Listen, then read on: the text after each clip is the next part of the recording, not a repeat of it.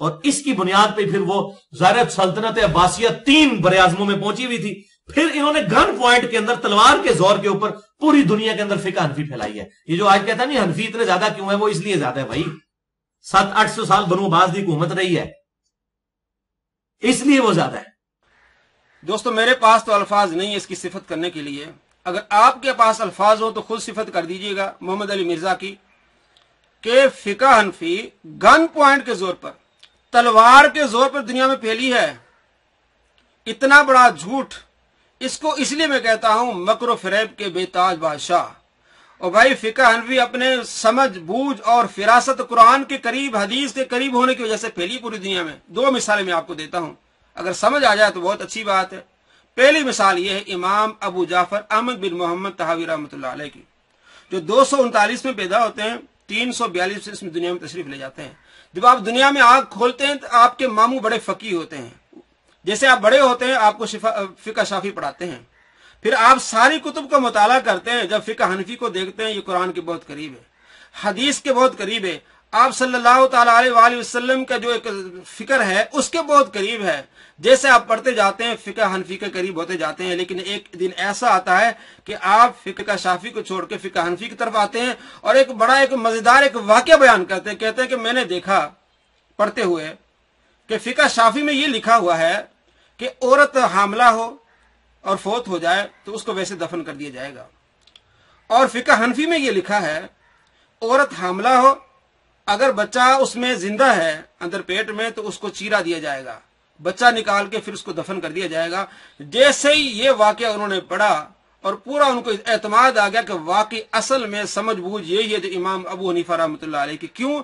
इसलिए कि इमाम तहावी रहमतुल्लाह अलैह माँ के पेट में थे जब उनकी वालदा फौत हो गई, फिर उनकी वालदा को चीरा दे के इमाम तहावी को निकाला गया, फिर दूसरी औरतों ने दूध पिलाया और ये जवान हुए तो कहने लगे जिस फिका की वजह से मैं जिंदा हूं, जिस सोच की वजह से मैं जिंदा हूं, तो मैं उसी को ना अपना लूं जो कुरान के भी करीब है, हदीस के भी करीब है। तो ये एक ऐसी मिसाल है कि इमाम तहावी को किसी ने गन पॉइंट पे नहीं कहा था कि आप हनफी हो जाएं, और ऐसे हनफी हो गए। 28 किताबें लिखी इसी पर कि फिका हनफी जो है ये कुरान के करीब है, फिका हनफी जो हदीस के करीब है। 28 किताबें लिखी, अहकामुल कुरान, शरह माने आसार, मुश्किल आसार, मजीद ऐसी किताबें हैं, लाजवाब किताबें। फिर मुहद्दिस भी बने और फकीह भी बने। कोई गन पॉइंट पर नहीं, कोई तलवार के जोर पर नहीं, इल्म और फिरासत उन्होंने देखा कि ये इल्म और फिरासत किस में है, फिका हनफी में है, औरों में भी है, लेकिन सबसे ज्यादा किस में है, सबसे ज्यादा करीब कौन सी फिका है कुरान और हदीस के, वो फिका हनफी है। उन्होंने देखा और वो बदल गए।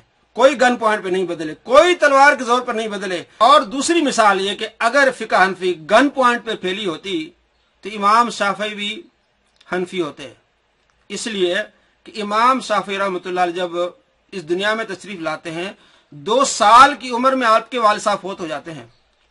आपकी वालदा इमाम मोहम्मद से शादी कर लेती हैं, इमाम मोहम्मद के पास आप रहते हैं, दिन रात आपके पास खाने खाते हैं, आपके शागिर्द बन जाते हैं, आपकी किताबें पढ़ते हैं।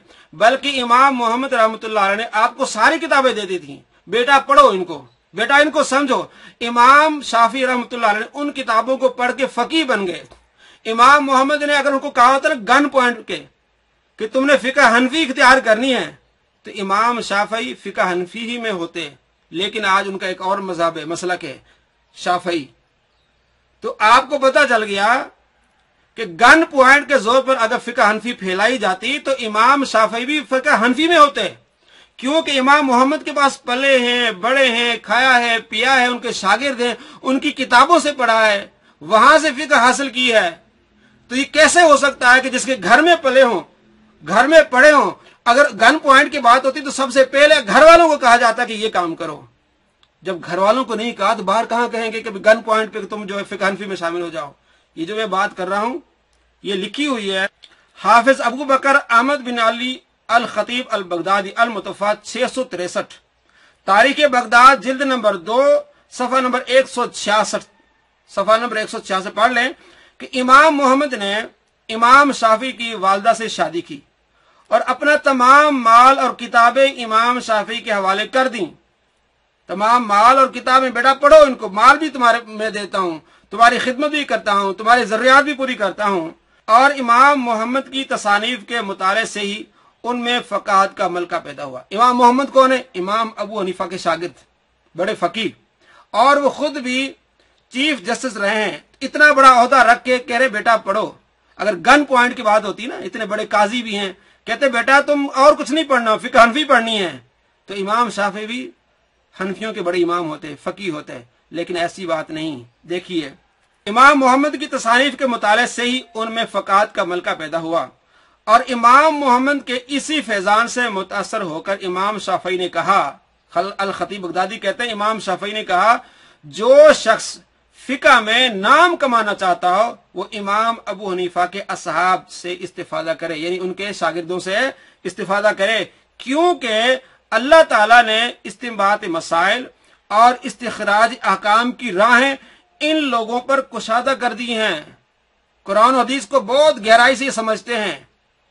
نیز فرماتے ہیں کہ قسم خدا کی مجھے فقاہت ہرگز نصیب نہ ہوتی۔ کون؟ امام شافعی کہتے ہیں قسم بخدا مجھے فقاہت ہرگز نصیب نہ ہوتی اگر میں امام محمد کی کتب کا مطالعہ نہ کرتا، امام محمد کی کتب کا مطالعہ نہ کرتا۔ اور نیز امام شافعی فرماتے ہیں جس شخص کا فقہ میں مجھ پر سب سے زیادہ احسان ہے، تاریخ بغداد صفحہ نمبر 166 جلد نمبر 2، امام شافعی فرماتے ہیں کہ مجھ پر سب سے زیادہ کس کا احسان ہے؟ امام محمد بن حسن شیبانی رحمۃ اللہ علیہ کا احسان ہے۔ اب آپ بتائیں کہ فقہ حنفی گن پوائنٹ پر پھیلی ہوتی، امام محمد بن ادریس شافعی رحمۃ اللہ علیہ بھی فقہ حنفی میں ہوتے ہیں، فقہ حنفی کے بڑے امام ہوتے ہیں۔ اگر تلوار کے نوک پر، زور پر یہ فقہ حنفی پھیلائی جاتی تو امام شافعی مسئلے کے امام نہ ہوتے۔ بات سمجھ آ جائے تو کمنٹس ضرور کیجئے گا اور مجھے بتائیے گا کہ اتنے مکار کو آپ کیا کہیں گے، اتنے بڑے جھوٹے کو آپ کیا کہیں گے، اتنا بڑا جھوٹ کہ فقہ حنفی تلوار کے نوک پر پھیلی گئی۔ اگر تلوار کے نوک پر پھیلی جاتی، جس گھر میں پلتے ہیں چھوٹا بچہ ہے، جن کی کتابیں پڑھتے ہیں وہ ایک امام ہیں، وہ ایک چیف جسٹس ہیں، اس وقت ان پر کوئی زور نہیں کیا اپنے بچے پر، بیٹا پڑھی جاؤ، کتابیں بھی لو، خرچہ بھی تمہیں دیتے ہیں، تمہیں کھلاتے بھی ہیں، تمہیں پلاتے بھی ہیں، لیکن کھلانے والے، پلانے والے، کتابیں دینے والے یہ نہیں کہا کہ فقہ حنفی میں آنا، کہا بیٹا پڑھی جا، جدھر بھی جا تیری مرضی ہے۔ اگر فقہ حنفی تلوار کی نوک پر پھیلی ہوتی تو امام شافعی رحمۃ اللہ علیہ بھی فقہ حنفی کے بہت بڑے امام ہوتے ہیں۔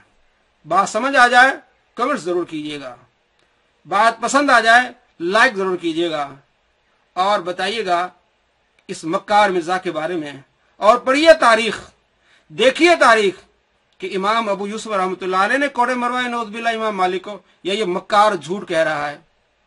السلام علیکم ورحمۃ اللہ وبرکاتہ۔ نام نہاد انجینئر محمد علی مرزا خارجی کے ہر جھوٹ کا اب ہم کریں گے علمی پوسٹ مارٹم، اب تعقب کیا جائے گا نام نہاد انجینئر محمد علی مرزا خارجی کے ہر جھوٹ کا۔ تمام عشاق رسول ہمارا چینل سبسکرائب کرنا مت بھولیے۔